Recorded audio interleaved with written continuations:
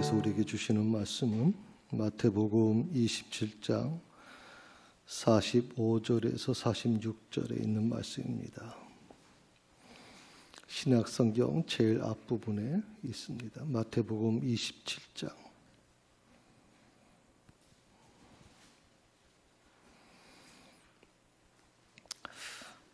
다 자셨으면 자리에 일어나셔서 하나님의 말씀을 들으시기 바랍니다.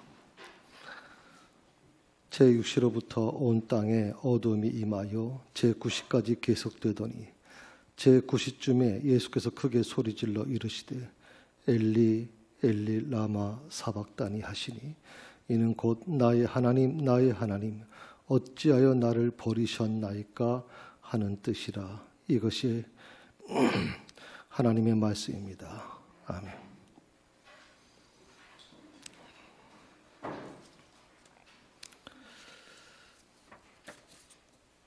예수님에게는 두 가지 속성이 있습니다.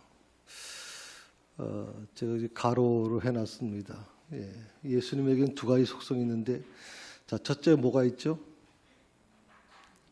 자, 첫째 뭐가 있어요? 신성이라는 신성. 예수님에게는 신성이 있어요. 하나님이신 속성을 갖고 있어요. 그 다음에 두 번째가 뭐가 있어요? 인성입니다. 사람과 같은 사람인 것이죠. 그러니까 예수님은 하나님이시고 곧 사람이신 것이죠. 이 두 가지가 있습니다.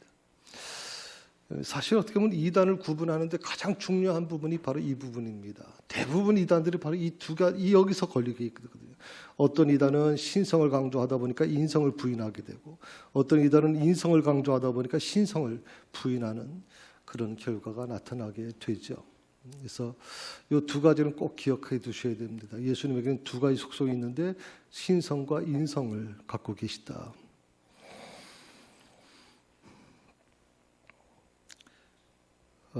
예수님 안에 있는 그 인간적인 부분을 좀 먼저 찾아보고자 합니다. 그래서 성경에 보니까 한 5가지 인성의 모습을 기록하고 있어요. 그래서 첫 번째가 뭐냐면 예수님의 인간적인 모습입니다.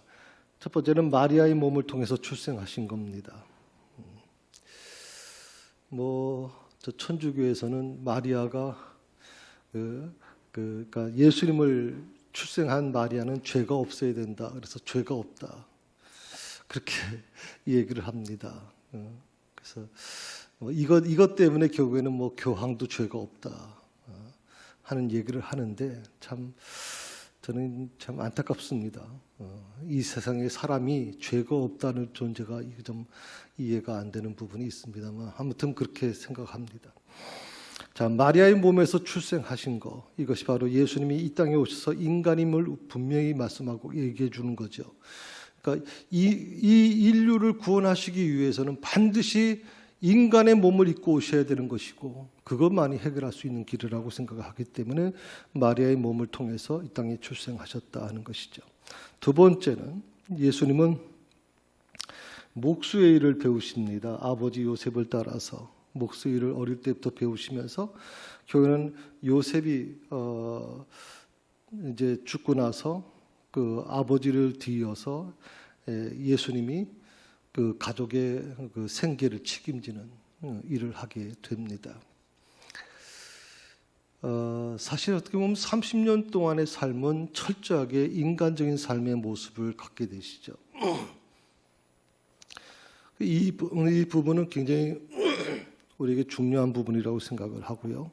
세 번째가 뭐냐면 제자들과 함께 동고동락한 겁니다.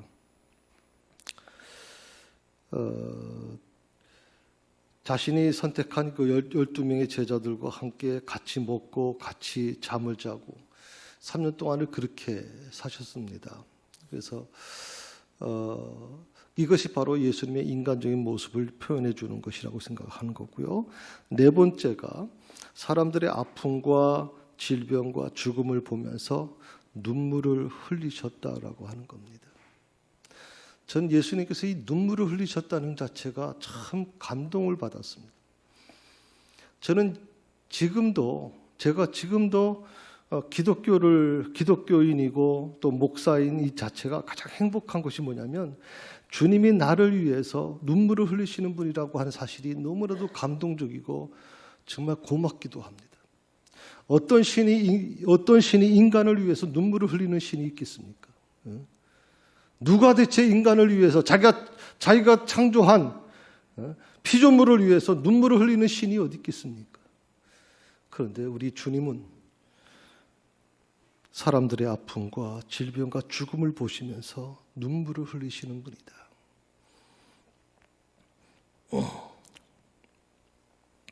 그리고 다섯 번째로 예수님의 그 인간적인 모습을 볼 수 있는 것이 뭐냐면 골고다 십자가에서 처절하게 절규하시던 그 모습 속에서 예수님의 인간적인 모습을 보게 되죠. 요한복음 1장 14절에서 아주 압축해서 이 말씀을 이렇게 전해주고 있습니다. 같이 한번 읽어볼까요? 말씀이 육신이 되어 우리 가운데 거하심에 우리가 그의 영광을 보니 아버지의 독생자의 영광이요 은혜와 진리가 충만하다. 말씀이 육신이 되어 우리 가운데 거하셨다. 말씀은 신성이지만 육신은 인성이거든요. 그러니까 말씀이신 하나님께서 이 육신의 몸을 입고 오셨다는 거죠. 인간의 그게 바로 성육신이거든요.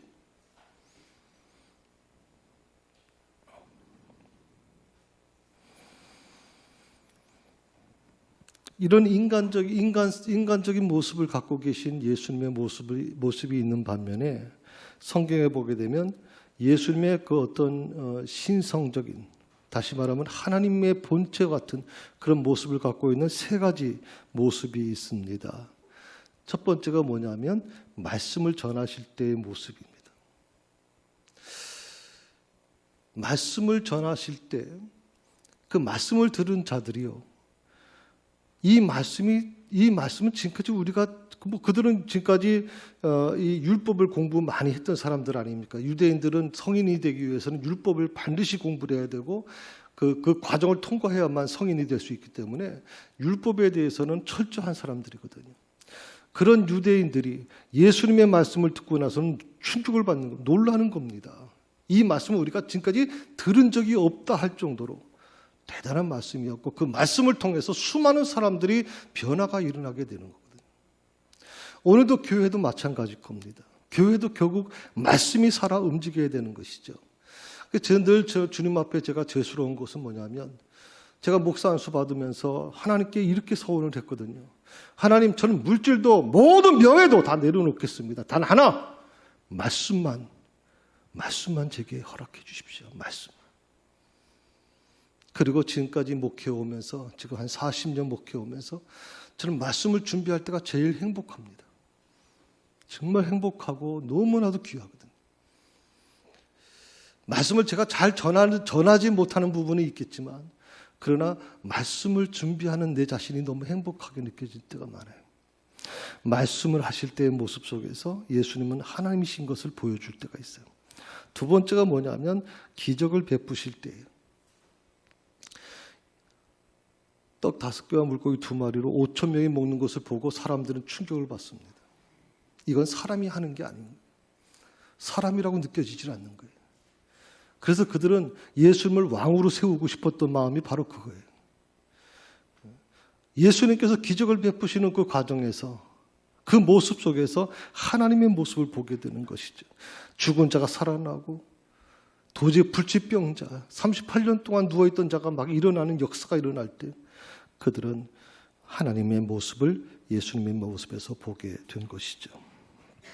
그리고 세 번째로 그 예수님 안에 있는 하나님의 모습이 어떤 모습이냐? 부활하실 때의 모습입니다. 사망 권세를 깨트리고 부활하시는 그 모습. 그것에서 사람들은 하나님의 모습을 보게 됐다라고 얘기하죠. 바울이 참 이 부분을 기가 막히게 빌립보서 2장 6절에서 그렇게 기록하고 있어요. 이렇게 말씀하고 있습니다. 이렇게 선언하고 있죠. 그는 근본, 이게 이제 현대인의 성경인데 제가 먼저 개역개정판으로 말씀을 드릴게요. 그는 근본 하나님의 본체시나 하나님과 동등됨을 취할 것으로 여기지 아니하시고, 근본 하나님의 본체시나 여기를 뭐라고 얘기하냐면 그분은 원래 하나님의 모습을 지니고 계셨다라고 얘기하고요.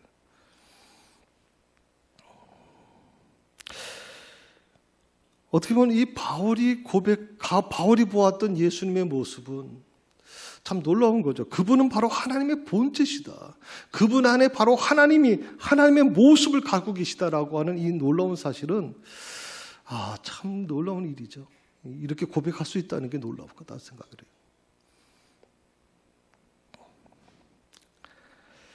신앙이라고 하는 게 과연 뭘까? 저는 이렇게 결론 내렸어요. 두 가지 길을 가는 것이다. 신앙이라는 건 두 가지 길이다. 하나는 신성의 길이고 신성의 신앙을 따라가는 길이고 또 하나는 인성의 길을 따라가는 신앙을 따라가는 길이다. 그러니까 우리 앞에는 신성과 인성의 길이 존재하고 있고 신앙도 마찬가지입니다. 다시 말하면 영적인 길을 걸어가는 사람이 있고 인간적인 길을 걸어가는 사람이 존재할 것이다. 이 신앙에는 이 두 가지 길이 존재하고 있다. 우리가 매년 2월이면 교회에서 사순절이라는 것을 지킵니다. 이 사순절이 뭐냐는 건 지난주에 제가 말씀을 드렸기 때문에 따로 설명을 드리지 않습니다. 그래서 참 신앙이 좋으신 분이든 아니면 신앙이 조금 부족하신 분이든 믿음이 부족하신 분이든 사순절이 되면 고난주간이 되면 사람들의 마음에는 그래도 이 기간 동안에 내가 좀 절제해야 되겠다. 이 기간은 내가 좀 작정 기도해야 되겠다.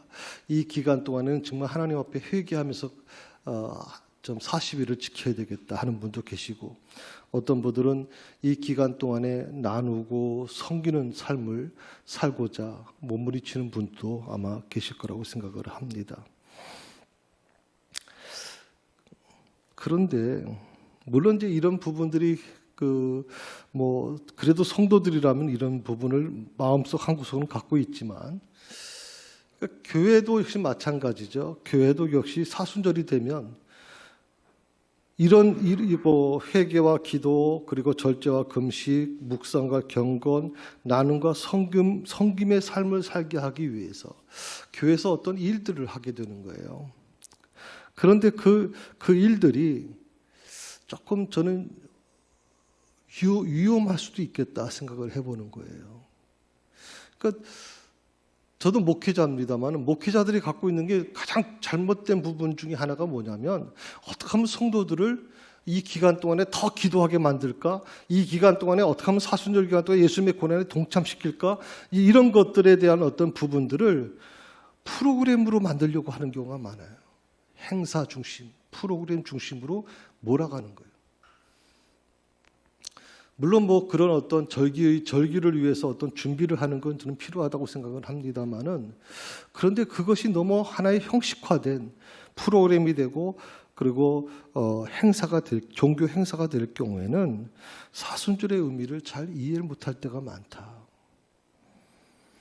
사순절은 어떤 프로그램이나 행사의 개념에서 뛰어넘어서 신앙 고백과 신앙 실천을 경험하게 하는 아주 중요한 절기라고 저는 생각하거든요. 신앙 고백. 사순절은 신앙 고백이 올바르야 돼요. 그리고 그것을 신앙으로 실천하고자 하는 몸부림. 그래서 저는 조금 전에도 말씀드렸지만 이 사순절 기간 동안에 기도하는 것도 물론 중요하고 금식하는 것도 중요하고 묵상하는 것도 물론 중요하지만 더 중요한 것이 있다면 이 기간 동안에 좀 나눔을 실천하는 삶이 되면 어떻게 좋겠나. 또 섬김의 삶을 살면 얼마나 좋겠는가. 제가 우리 큰 아들이 있는 교회, 분당에 있는 그 교회에서는 이 사순절 기간 동안에 한 끼 금식을 해서 한 끼 금식이니까 하루에 5,000원이죠. 그거를 헌금 봉투에 넣어서 40일 금식, 40일 기간이 끝나면 쌀로 헌물하기도 하고 그걸 이제 헌금으로 하게 되면 그걸 모아서 몇백 개의 어떤 쌀을 가지고 이제 지역 사회를 돕는다 이렇게 얘기를 들으면서 저희 교회도 한 적이 있었죠. 근데 참 좋아 보입니다. 사실은 이 사순절을 그렇게 주님의 고난에 동참하면서 어려운 사람들을 돌보고자 하는 모습들이 굉장히 아름답게 느껴지죠. 저는 이 사순절의 의미를 좀 우리가 더 잘 이해할 수 있는 게 뭘까 묵상하다가 오늘 가상칠언, 예수님이 십자가 위에서 하신 가상칠언에 있는 말씀을 좀 나누려고 합니다. 보통 이 말씀은 거의 고난주간에 하신 말씀을 전하기도 하고 그렇지만 저는 이 사순절 기간에 좀 먼저 이 말씀을 좀 드리려고 합니다. 7가지 말씀이죠. 예수님이 십자가 위에서 하신 7가지 말씀입니다. 첫 번째가 누가복음 23장 34절에 있는 말씀입니다. 아버지, 저들의 죄를 저들을 사하여 주옵소서. 자기들이 하는 것을 알지 못함이니이다. 저들을 사하여 주옵소서. 자신을 지금 십자가에 매달는 사람들, 예수를 십자가에 못 박으라고 그렇게 막 부르짖는 자들, 그리고 자신의 손에 그 굵은 못을 박는 자들, 그런 자들을 향해서 예수님이 하신 말씀은 저들을 사하여 주옵소서. 자기들이 하는 것을 알지 못하는 것입니다. 십자가 위에서 자기를 죽이려고 하는 자들을 향해서 이 고백을 할 수 있다는 것이 저는 진정한 그리스도인을 따르고자 하는 사람들이 가져야 되는 모습이다. 주님이 말씀하셨습니다. 원수를 사랑하라. 원수를 사랑하라. 저들을 사하여 주옵소서. 자신을 향해서 채찍을 들고 자신을 향해서 못을 박는 자들, 자신을 향해 죽이라고 하는 자들을 향해서 저들을 사하여 달라고 그렇게 주님은 기도하고 계시거든요. 이게 저는 기독교 여러분.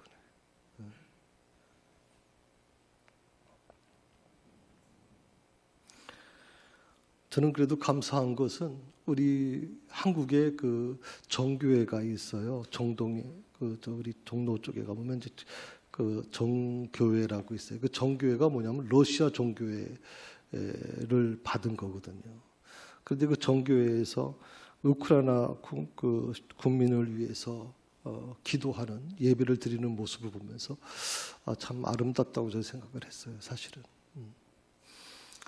그런데 언제부터인가 우리 기독교 안에서도 신앙을 갖고 있는 자들조차도 이 구분이 안 되는 경우가 너무 많아요. 구분이 안 되는 경우가. 그래서 그런 사람들은 종교를 이용하는 사람들이지 진정으로 하나님을 믿는 사람들이 아니라고 생각이 들거든요. 저들을 사하여 주옵소서. 자기들이 하는 것을 알지 못함이니이다. 두 번째는 누가복음 23장 43절의 말씀에 이렇게 나옵니다. 오늘 내가 나와 함께 낙원에 있으리라. 오른쪽 강도 만난 자에게 주님이 약속하신 말씀입니다. 오늘 내가 나와 함께 낙원에 있을 것이다. 저는 우리가 이 사순절 기간 동안 이 말씀을 묵상하면서 여러분 주변에 있는 사람들에게, 그것이 여러분 자녀일 수도 있고 여러분 남편일 수도 있고 여러분 주변의 친구일 수도 있고 이웃일 수도 있습니다. 그런 사람들에게 오늘 나와 함께 낙원에 있으리라. 오늘 나와 함께 낙원에 있으리라. 이것을 선포할 수 있는 자가 됐으면 좋겠어요. 이것을 선포할 수 있는 자가. 어떻게 보면 이 말씀이 있기 전에는 그 오른쪽 매달린 강도는 구원을 받지 못해요. 받을 수가 없어요. 그런데 예수님의 이 말씀을 통해서 오늘 너는 나와 함께 낙원에 있을 것이라고 하는 이 말씀을 들었을 때 이 강도, 오른쪽 매달렸던 강도의 마음속에 어떤 희망이 있을까요? 어차피 육신은 죽지만 그의 영혼이 구원받았다는 그 사실이 얼마나 그게 기뻤을까요? 저는 우리 주변에 예수 믿지 않는 다른 사람은 차하고 우리 가족부터 좀 이 말씀을 전하는 구원자가 좀 돼야 되지 않겠냐, 대체 구원자. 사람의 생명이라는 게요, 언제 어떻게 될지 몰라요. 올 때는 순서대로 왔지만 갈 때는 순서가 없거든요. 뭐 시간이 많이 남았겠지 뭐. 아니요. 내가 전할 수 있을 때 전하는 게 아름답다 생각이 듭니다. 세 번째는 요한복음 19장 26절에서 27절에 있는 말씀입니다. 여자여 보소서 아들이니이다. 그리고 그 뒤에 보시게 되면 보라 내 어머니라. 마지막까지 끝까지 육신의 어머니를 챙기려고 하셨다. 육신의 어머니를 걱정하시는 예수님의 모습 속에서 우리 믿는 자들이 정말 부모에게 참 잘해야 된다 하는 생각 좀 해봐요. 뭐 기도도 많이 하고 뭐 성경도 많이 알고 교회 봉사도 많이 하면서도 가장 혈육에 대해서 제대로 섬기지 못하는 사람은 올바른 사람이 아니라고 생각하거든요. 오늘 예수님의 모습에서 그 모습을 우리가 보게 되죠. 네 번째로 마태복음 27장 46절에 있는 말씀 속에서 아주 중요한 부분을 얘기하죠. 예수님께서 크게 소리질러 이르시되 엘리 엘리 라마 사박다니 나의 하나님 나의 하나님 어찌하여 나를 버리셨나이까. 어떻게 보면 예수님이 가장 큰 고통의 고백이었다고 생각을 해요. 엘리 엘리 라마 사박다니. 그리고 다섯 번째로 요한복음 19장 28절에서 예수님께서 내가 목마르다라고 말씀하세요. 근데 그 내가 목마르다라고 말씀하시면서 그 위에 보면 모든 일이 이미 이룬 줄 아시고 성경을 응하게 하려 하사라고 나오거든요. 그러니까 내가 목마르다라는 것이 예수님이 진짜 목마르셨던 건지 아니면 성경을 응하게 하시기 위해서 하신 말씀인지 이 시편에 있는 말씀인데 그 말씀을 이미 응하게 하시기 위해서 이 말씀을 예수님께서 말씀하세요. 내가 목마르다. 그리고 여섯 번째로 요한복음 19장 30절에 예수님께서 이렇게 고백합니다. 다 이루었다라고 얘기해요. 다 이루었다. 이 세상의 모든 것들 예수님은 자기의 죽음으로 다 모든 것을 끝내십니다. 어떻게 보면 예수님에게 가장 고통스러웠던 것은 예수님 스스로가 어린 양이 되어서 구약 시대에는 이스라엘 백성들의 모든 죄악을 어린 양, 때 묻지 않았던 어린 양을 택해서 1년 된 어린 양을 택해서 그 어린 양에게 모든 죄를 짊어지고 그 어린 양이 죽음으로 그 이스라엘 백성들의 죄를 다 감당하는 거 아닙니까? 그런데 예수님께서 모든 인류의 죄를 대속하시고 스스로 어린 양이 되셔서 오늘 이 말씀을 하시는 겁니다. 다 이루었다 하는 거. 다 이루었다. 그리고 일곱 번째로 누가복음 23장 46절에서 아버지 내 영혼을 아버지 손에 부탁하나이다. 아버지께 모든 것을 맡기는 삶을 지금 고백하고 계시는 거죠. 오늘 이 일곱 가지 가상칠언 중에서 네 번째 말씀 엘리 엘리 라마 사막단이라고 하는 이 말씀이 주님에게는 가장 큰 고통의 시간이었을 거라고 생각을 합니다. 그 십자가 위에서의 그 주님의 이 절규 엘리 엘리 라마 사막단이라고 부르짖는 이 절규 속에서 너무나도 처절한 예수님의 모습을 봅니다. 한 인간의 모습을 봅니다. 너무나 처절한. 이 말씀은 엘리 엘리 라마 사막단이는요. 원래 시편 22편 1절에 있는 말씀이거든요. 그 말씀을 제가 잠깐 읽어드릴게요. 다윗이 이제 부른 한탄의 노래라 이렇게 나와 있습니다. 거기 보면 내 하나님이여 내 하나님이 어찌 나를 버리셨나이까 어찌 나를 멀리하여 돕지 아니하시오며 내 신음소리를 듣지 아니하시나이까. 2절입니다.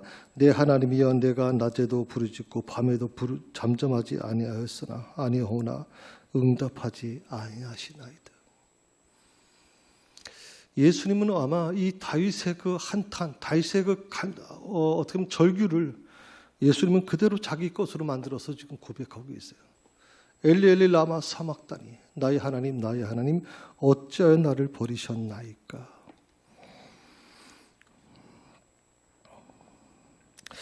자, 한번 엘리라면 사박단이 한번 보실까요? 엘리라고 하는 것은 나의 하나님이라는 뜻이고, 라마 사박단이라고, 사박단이는 버리십니까? 라는 거예요. 라마는 나를 버리십니까? 하는 거예요. 이 엘리라고 하는 이 부분은요, 그런 생각을 좀 해봤어요. 조금 더 깊은 의미를 좀 찾아보게 되면, 나의 전부가 되시는 전능하신 하나님이라는 그 신성을 향한 신앙이 거기 포함되어 있어요. 엘리, 나의 하나님이라는 고백 속에는 나의 전부가 되시는 하나님, 나의 일부가 되시는 하나님이 아니라 나의 전부가 되시는 하나님. 여러분, 이스라엘 백성들이 참 재밌는 게 뭔지 아세요? 지난번에 잠깐 말씀드렸지만, 하나님이 솔로몬이 성전을 만들고, 솔로몬 성전 이후에 그 성전 안에는 뭐가 있었는 줄 아세요? 나중에 고고학에서 발견됐는데, 놀랍게도 그 성전 안에는 바알 신전이 같이 있어요. 바알 신전이. 그러니까 그들의, 이스라엘 백성들의 마음속에는 어떤 마음이 있었냐면, 우리는 하나님을 믿어요. 그렇지만 우리에겐 지금 당장 비를 주고 우리 농사를 풍요롭게 만들어줄 수 있는 그런 신이 필요한 거예요. 그게 바로 바알이. 하나님을 믿으면서 바알도 동시에 믿고 있는 이 놀라운 기가 막힌 일들이 이스라엘 백성들에게 있었어요. 오늘 우리가 하나님을 믿는다고 하면서도 그 하나님이 나의 삶 속에 과연 전능하신 하나님으로 계시는 것이냐, 아니면 하나님 말고 또 다른 게 내게 또 필요한 것이냐 되지. 이 물음을 지금 우리 말씀 속에 좀 던져야 될 것 같아요. 좀 던져야 돼요. 목회자도 마찬가지고 모든 사람들이 마찬가지예요. 대체. 하나님을 믿는다고 하면서도 자꾸만 다른 것도 눈이 돌아가잖아. 다른 것에. 그분은 전능하신 하나님이 아니죠, 여러분.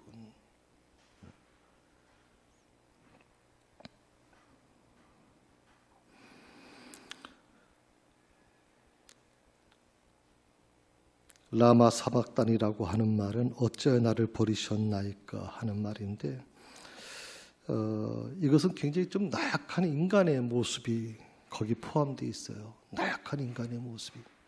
라마 사박단이라고 하는 말 속에는. 그 말 속에는 세 가지 의미가 있습니다. 오늘 아까 조금 전에 제가 다윗의 그 울부짖음 세 가지를 말씀드렸는데, 시편 22편에 나오는 말씀 세 가지를 저는 이렇게 말씀드리고 싶어요. 왜 나에게 이런 고통을 주십니까? 라마 사막단이 속에는 왜 나에게 이런 고통을 주십니까, 하나님? 또 두 번째는 왜 하나님 나를 멀리 하십니까? 대체 나를 멀리 하시는 겁니까? 세 번째는 왜 하나님 나를 외면하십니까? 하는 거예요. 여러분이 살아가면서 신앙생활 해나가면서 때로는 이 세 가지 물음이 내 안에서 지금 계속 일어나는 것을 경험하게 될 거예요. 왜 나에게 이런 고통을 주시고 왜 나를 멀리 하시고 왜 나를 외면하시는가 하는 이 인간적인 모습들이 내 안에 존재할 수 있었다는 거거든요. 어떻게 보면 우리는 이 물음에 대해서 계속 의문을 갖고 살 수밖에 없어요.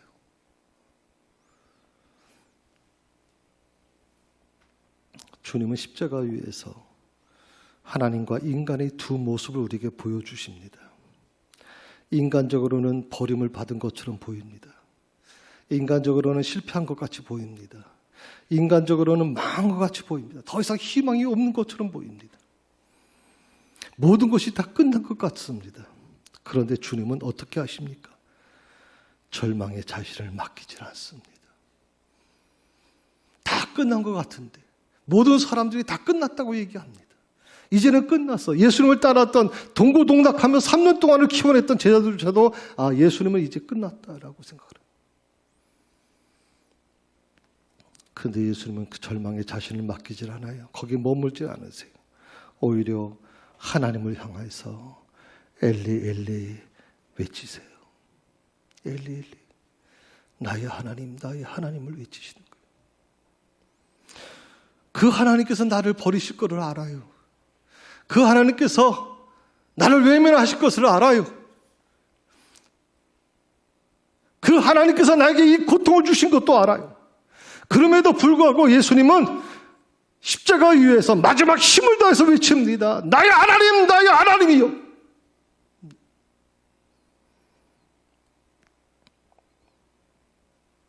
그리고 마지막 주님의 말씀은 분명했어요. 누가복음 23장 46절에 이렇게 7번째 말씀하시죠. 아버지, 내 영혼을 아버지 손에 맡깁니다. 과정에는 너무나도 힘들고 과정에는 너무나도 큰 고통 속에 몸부림치셨지만 하나님께서 자기를 버리시는 것에 대해서 그렇게 고통스러웠지만 그렇지만 마지막에 예수님께서 선택한 길은 아버지 내 영혼을 아버지 손에 부탁하나이다 하는 거예요.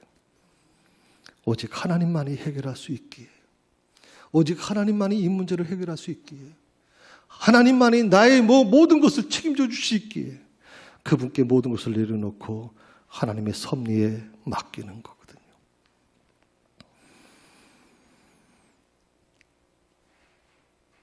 저는 이 주님의 고백 속에서 참 인간적으로는 약하지만 연약하지만 그럼에도 불구하고 하나님께 모든 것을 맡기는 그 주님의 모습 속에서 위대한 모습을 저는 봐요.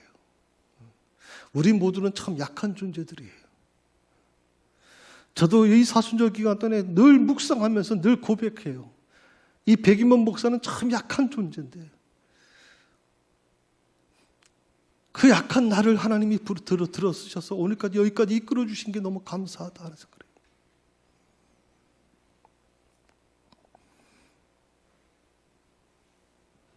성도 여러분, 고난이, 고통이, 어려움이 내 삶에 찾아오는 슬픔과 절망이 인간적인 고뇌와 시름으로 해결될 수 있는 것이 아니에요. 혹시 여러분들 중에서 이런 어려움 속에 있는 분들이 계실 거예요. 코로나로 인해서 정말 아무리 열심히 해도 안 되는 절망을 느끼는 분들이 계시고요. 제가 정말 그 뉴스를 보면서 너무 마음이 아픈 것은요. 우리 소상공인들과 자영업자들은 정말 너무 힘들다고 생각을 하거든요. 더욱이 그 국물을 내는 비법이요. 자기 증조 할머니죠. 제가 3대를 거쳐서 내려온 거예요. 그리고 그 비법은 누구도 알지 못하는 비법이에요. 오직 자식에게만 연결시켜주는 비법. 100년 가까이 된 그 가게가 세상에 문을 닫게 됐다는 얘기를 들으면서 울더라고요. 평소 때 그 수많은 사람들이 줄을 서서 먹던 가게가 이 코로나를 이기지 못하고 결국 문을 닫으면서 우는 그들의 모습 속에서 과연 그것을 어떻게 우리가 받아들일 것인가? 오늘 또 이런 뉴스를 제가 봤어요. 코로나로 인해서 갑작스럽게 이제 돌아가신 부모님 볼 수도 없잖아요. 요즘엔 장례식을 치러도 화장터에도 가족들이 갈 수가 없어요. 밖에서 이제 볼 수가 없게끔 완전히 차단된 상태에서 화장이 이루어지거든요. 마지막 준비조차, 마지막 보내는 그 준비조차 할 수 없는 이 현상을 보면서 가족들이 받는 이 타격과 고통을 이루 말할 수가 없어요. 문제는 이런 것들을 우리 힘으로, 우리 능력으로 씨름한다고 해결되는 게 아니라는 거거든요. 중요한 것은 그거예요. 내가 해결하려고 하면 할수록 절망할 수밖에 없는 거예요. 내가 하려던 것을 좀 내려놓고 대신 하나님께 전부를 맡겨보는 삶이 필요하다고 생각을 해요. 엘리 라마 사막다니, 그리고 그 속에서 아버지 내 영혼을 아버지 손에 부탁합니다라고 하는 이 마지막 예수님의 고백은 우리에게 정말 내 힘으로 이 문제를 해결하지 마라 하든 내 힘으로, 내 능력으로, 내 지식으로 해결할 수 있는 게 아니다. 내 자식의 문제든 내 가족의 문제든 내 삶의 문제든 그건 내 힘으로 할 수 있는 게 아니다. 그러므로 오늘 예수님께서 이 말씀을 우리에게 주시는 거예요. 아버지 내 영혼을 아버지 손에 부탁합니다.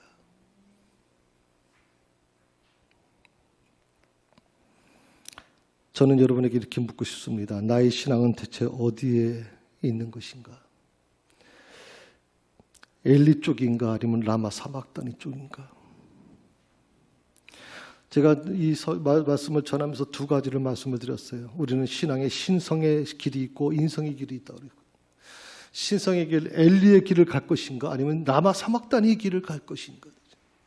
나의 하나님을 찾는 길을 갈 것인가, 아니면 어찌하여 나를 버리셨습니까? 라는 한탄의 소리만 하고 가는 이 길을 갈 것인가. 둘 중에 하나, 여러분이 어떤 길을 가시려고 하십니까?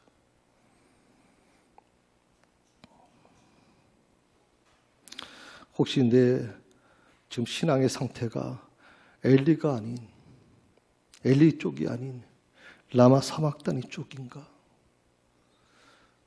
그래서 어떤 희망도 없고, 그래서 늘 불안하고, 그래서 늘 두렵고, 늘 절망 속에 살아가며, 늘 모든 탓을 남에게 돌리는 그런 모습을 내가 가지고 하고 있는 것인가요? 성도 여러분, 만약 지금 내 신앙의 상태가 엘리가 아니라 라마 사막다니에 거기 안에서 머물게 된다면 내 삶은 결국 무너지게 될 것입니다.